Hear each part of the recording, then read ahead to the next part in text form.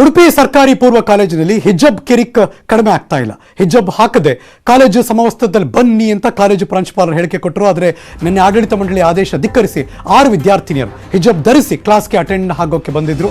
ಆದರೆ ಕಾಲೇಜು ಪ್ರಾಂಶುಪಾಲರು ತರಗತಿಯಲ್ಲಿ ಕೂರೋಕೆ ಅವಕಾಶ ಕೊಡಲಿಲ್ಲ. ತರಗತಿ ನಿರಾಕರಿಸಿದ್ದಕ್ಕೆ ವಿದ್ಯಾರ್ಥಿನಿಯೊಬ್ಬರು ಟ್ವಿಟರ್ನಲ್ಲಿ ಆಕ್ರೋಶ ಹೊರಹಾಕಿದ್ರು.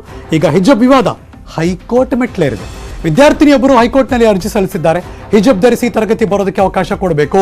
ವಿದ್ಯಾರ್ಥಿಯೊಬ್ಬರು ಹೈಕೋರ್ಟ್ನಲ್ಲಿ ಮೆಟ್ಲೇರಿದ್ದಾರೆ.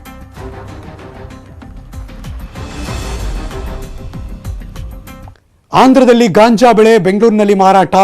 ಪಶ್ಚಿಮ ಗೋದಾವರಿಯಿಂದ ಬೆಂಗಳೂರಿಗೆ ಗಾಂಜಾ ಸಪ್ಲೈ ಆಗ್ತಾ ಇದೆ. ಖಚಿತ ಮಾಹಿತಿ ಮೇರೆಗೆ ತ್ಯಾಮಗುಂಡ್ಲು ಪೊಲೀಸರು ದಾಳಿ ಮಾಡಿದ್ರು. Breaking news.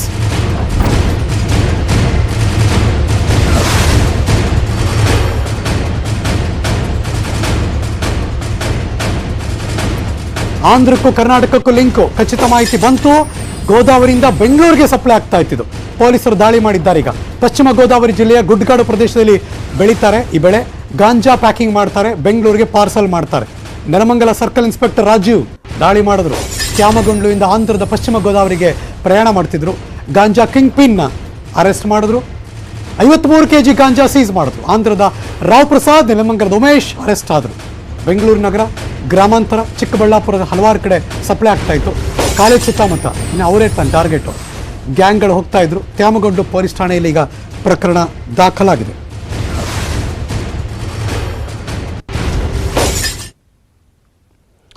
ಇದು ಆಂಧ್ರ ಪ್ರದೇಶದ ಗೋದಾವರಿಯಿಂದ. ಇವರೇ ಇಬ್ಬರೇ ಮಹಾಶಯರು ಈಗ ಅರೆಸ್ಟ್ ಆಗಿರೋರು. ಒಬ್ಬ ಇಲ್ಲಿನವನು, ಒಬ್ಬ ಅಲ್ಲಿನವನು. ಇಬ್ಬರು ಕೋಆರ್ಡಿನೇಷನ್ ಇತ್ತಲ್ಲ. ಸೊ ಹಾಗಾಗಿ ಆಂಧ್ರ ಪ್ರದೇಶದ ರಾವ್ ಪ್ರಸಾದ್ ಒಬ್ಬ, ನೆಲಮಂಗಲದ ಉಮೇಶ ಇನ್ನೊಬ್ಬ.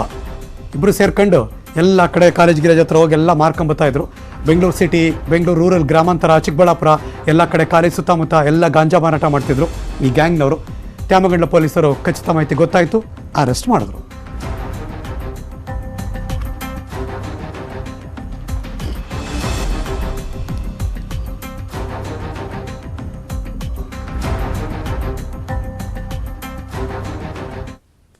ಇವನಿಗೆ ನೋಡಿ